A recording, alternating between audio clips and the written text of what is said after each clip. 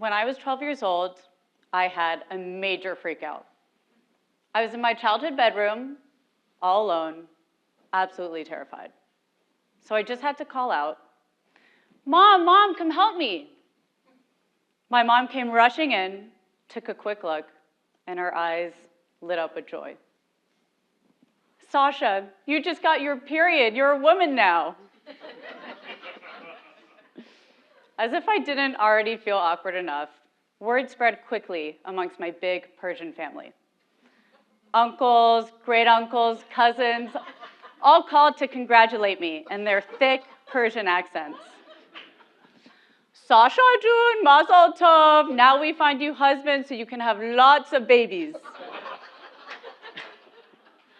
Next thing you know, my grandma barges into my house, runs to my room, and steals my favorite pair of underwear. She takes the underwear and starts burning it in a bowl of Persian esfand seeds.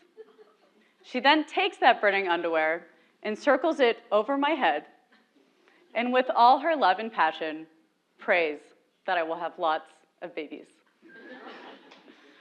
I realized in this moment that my family doesn't really do the whole boundaries thing.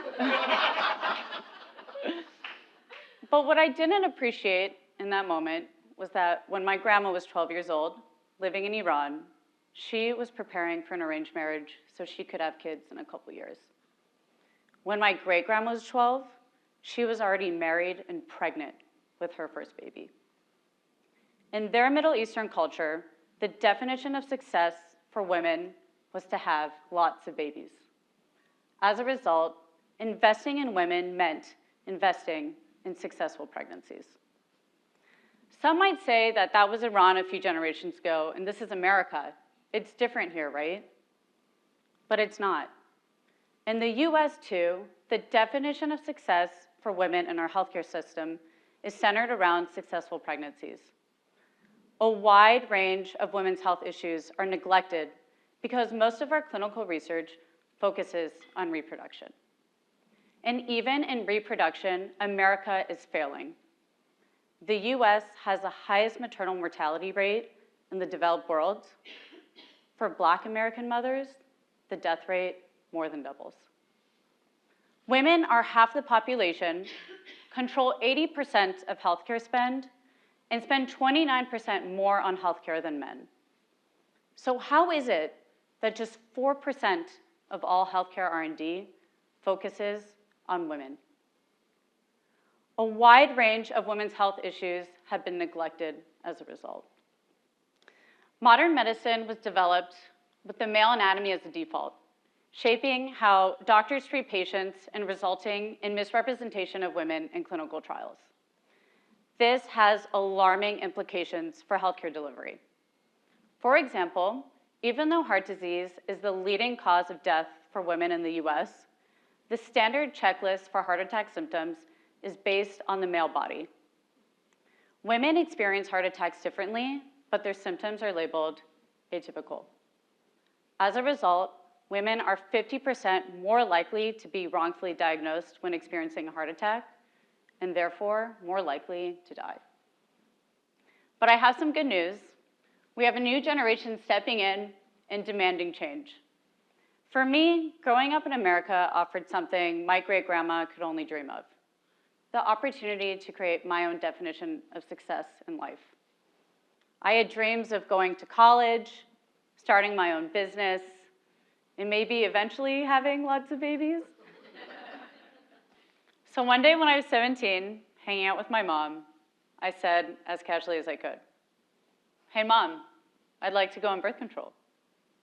My mom's eyes immediately filled with tears, but instead of the glimmer of pride she had when I got my period, this time her eyes showed fear. She warned me, "Birth control isn't natural. It could impact your fertility. I don't know any Persian women on birth control." She was terrified. Her whole upbringing in Iran was about achieving the success of having kids. And now her daughter wanted to put that at risk. But I knew my definition of success in life required delaying kids, and I wanted control over my timeline. My mom supported my decision, and I felt empowered.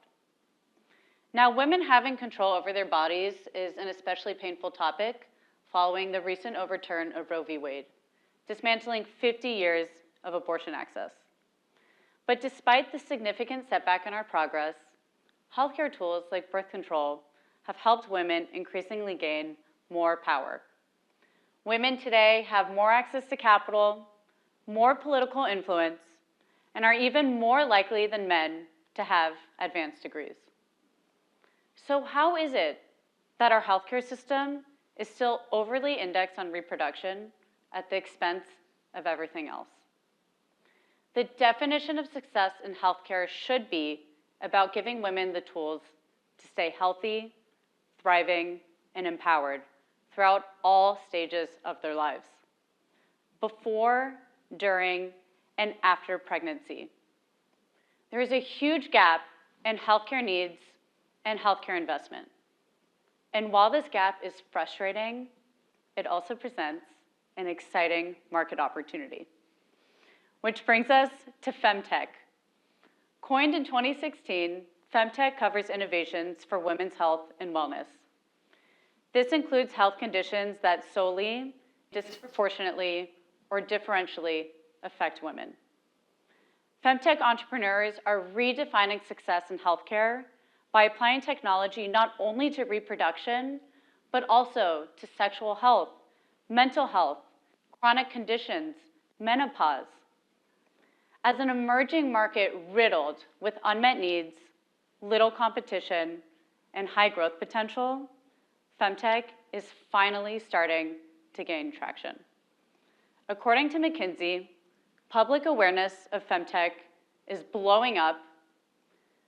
The number of Femtech startups is skyrocketing, and Femtech funding is surging. Femtech Focus and Coyote Ventures estimates that by 2027, Femtech will reach a market size of $1 trillion globally. The Femtech Revolution is here. But despite this high growth potential and clear white space opportunity, Femtech has an uphill battle to face. I see 3 clear challenges. Number 1, raising capital. 80% of Femtech founders are women, but just 2% of venture capital goes towards teams of all female founders. Challenge number 2, overcoming taboos. There's an undeniable cultural stigma against women's health topics. I'm sure some of you were a little uncomfortable hearing my period story. I was even shy sharing that story. Some platforms are more than shy. For example, Facebook bans ads on menopause because it's considered adult content, but they allow ads on condoms and erectile dysfunction because it's considered family planning. And challenge number 3, being heard. Women are more likely to be dismissed in the healthcare setting and told their pain is in their heads. Studies show that middle-aged women with heart attack symptoms are twice as likely to be misdiagnosed with a mental illness when presenting the same symptoms as men. All this makes me wonder, if I ever have a daughter, how will she define success? I probably won't be burning her underwear. But I do want her to feel a connection to the strong Iranian women that came before her and to the brave Iranian women today fighting for their rights. I want her to live in a country that places a high value on women's health and gives her the tools to thrive in life. So to all the women listening, I urge you to be the best advocates for your own health. To the men, I urge you to be better allies by being more compassionate listeners and overcoming taboos. And to investors of all genders, I urge you to invest in Femtech, not only because it's a huge market opportunity, but also because it's the right thing to do. The Femtech revolution has just begun, and there's so much left to tackle. Let's invest in Femtech and help the next generation of women create their own definition of success. Thank you.